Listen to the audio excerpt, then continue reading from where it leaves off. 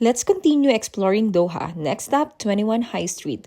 This is the ultimate outdoor shopping destination, hub for luxury and elegance. And just beside 21 High Street, dito natin makikita yung Katara Cultural Village. This is a delight place to visit with its large outdoor amphitheater, restaurants, art galleries, and expensive shops. With numerous art galleries, workshops, exhibition areas, and performance arenas, Katara is an artist's haven.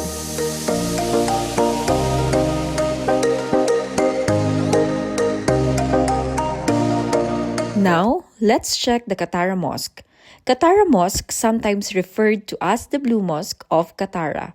It is a very intricate and beautiful mosque which is located in Katara Cultural Village. It is one of the most beautiful masjids in Qatar. And as you can see guys, they have the free masjid tour. So if you are interested to know more about the mosque, you can ask them and sasamahan nila kayo sa loob. Plus, bibigyan nila kayo ng idea and ng knowledge about the mosque. And syempre, you can also ask them about Islam.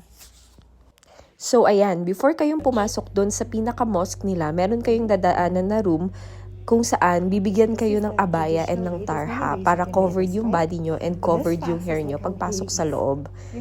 And by the way guys, don't worry kasi tuturuan nila kayong maglagay or sila yung maglalagay ng tarha. So marunong naman ako maglagay but you know, char-char lang. Yan, parang ma-feel ko na medyo turista ang peg natin dito sa Qatar. So nagpalagay ako and nagpaturo ako kung paano maglagay ng tarha. Some people put pins or whatever, okay. So but it won't go generally, down? no, but generally, you see these materials are really nice. So if it comes out, it won't like completely fall. Yeah. Thank you so You much. are welcome.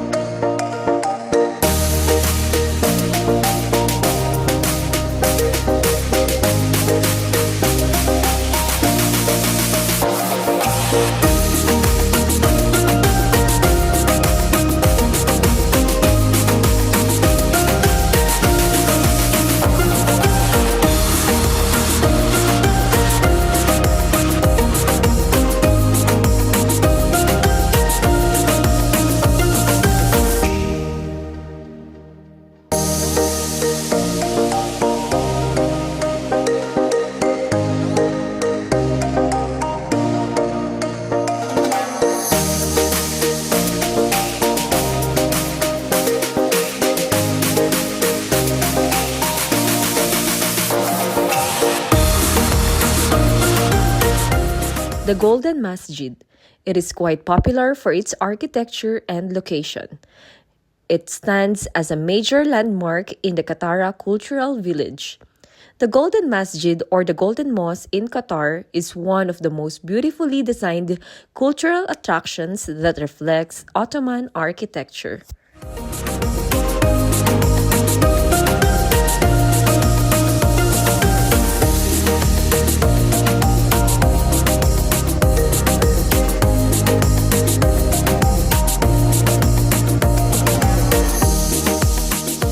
Ayan, ang dami talagang mapupuntahan sa Katara Cultural Village. It's a beautiful blend of traditional Islamic architecture and modern amenities.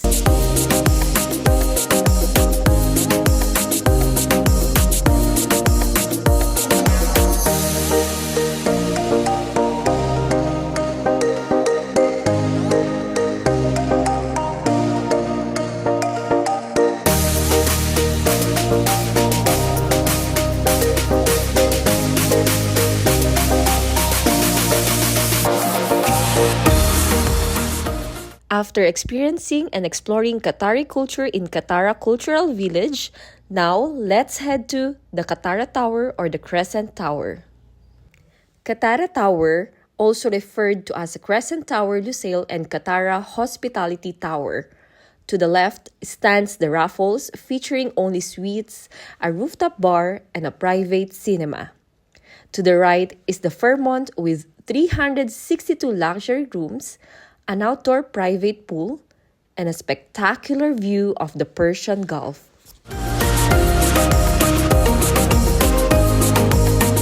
This is actually a nice place para mag-chill. Oh, see, tignan nyo naman yung husband ko. Oh, nahiga-higa na.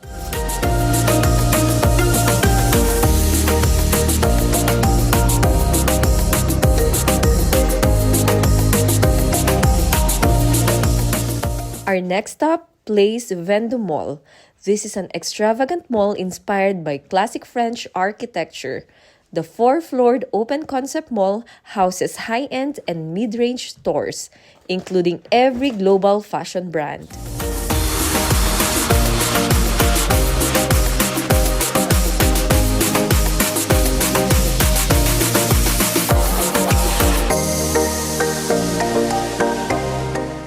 Yung mall pala nila dito is meron din silang pa-fountain show. So, yung fountain show nila is every hour.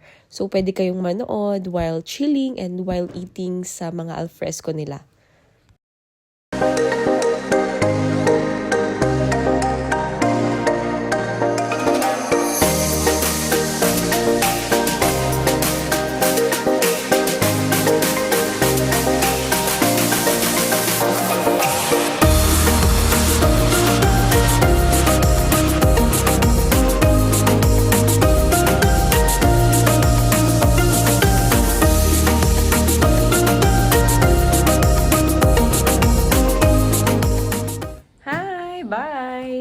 See ya! Alis na kami. Thank you, Doha. We're so happy. Let's go. We're leaving na. And we're gonna see Gajel. Nakasakay na din sila ng Kuwait. Thank you so much for those who help us. And nag-assist ka na, Mama. Thank you so much. At least, na-lessen na yung aming problem and stress, right? Okay.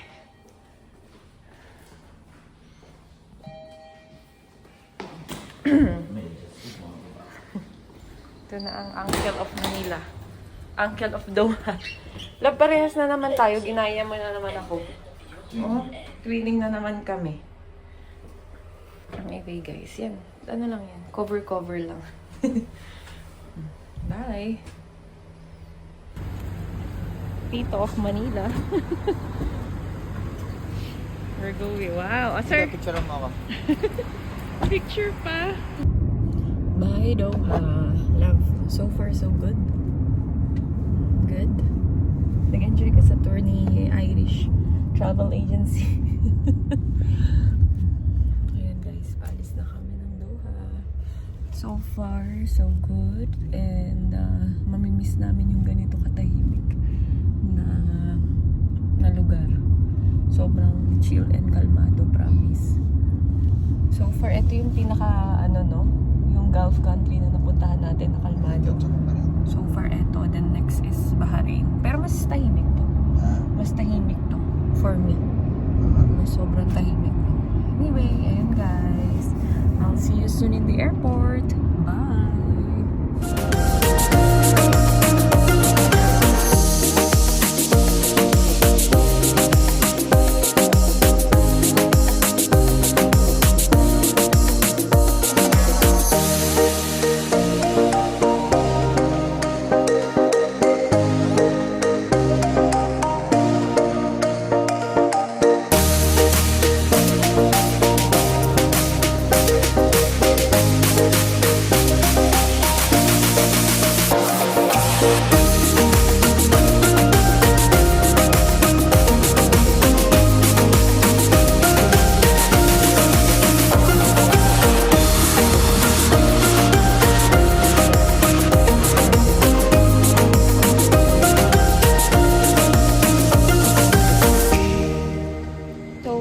Ito yung ng standby. Maghihintay ka lang talaga last minute. 10:10. Hindi naman actually siya last minute kasi 10:40 I think ang boarding time eh. So, 10:10, ito-check in na nila kami. So far, okay naman ang load. Na-check ko naman. Ayan. We are excited to see Gadirito and Mother Dia. Oh, bagay na bagay yung suotan mo sa airport ng Hamad ah.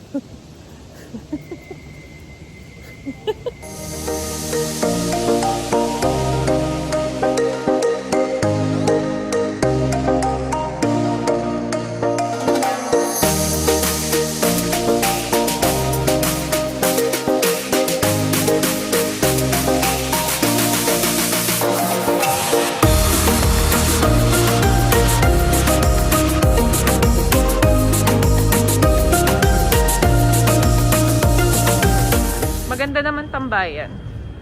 Ngayon guys, so far ito yung nagustuhan kong airport dito sa Middle East kasi ang daming tambayan, ang daming gagawin, ang dami talagang gagawin. Tsaka pala guys, may transit visa na sila. Nag-o-offer sila ng free lumabas dito.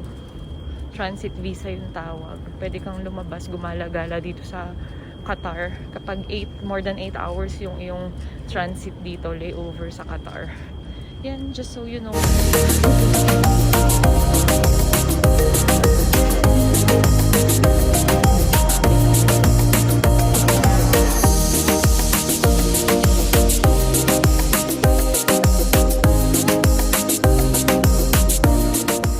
We're now ready to board. Thank you so much sa ground staff na nagbigay sa amin ng seat ng medyo unahan. Thank you. Grabe ka. Yan. Let's go in. 21 Alpha. Window seat. Thank you, Qatar. Thank you so much.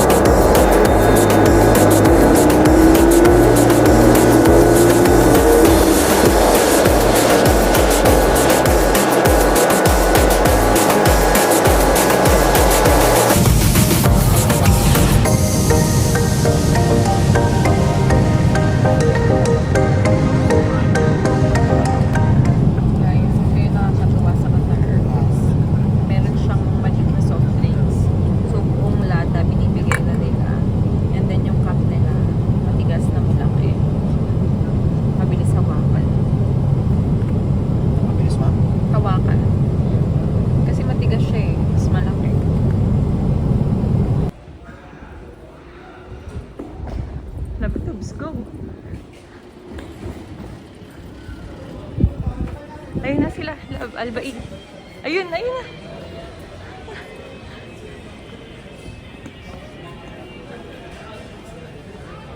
Hi!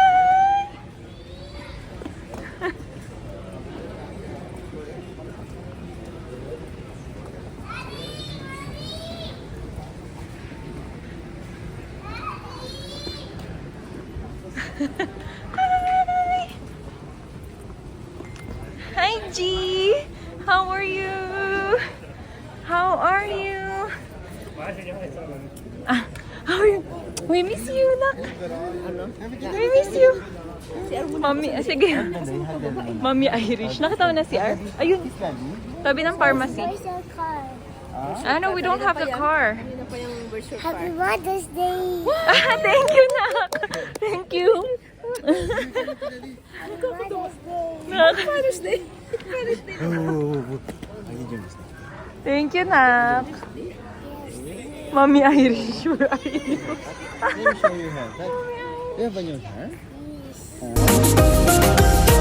Aba nung binayo.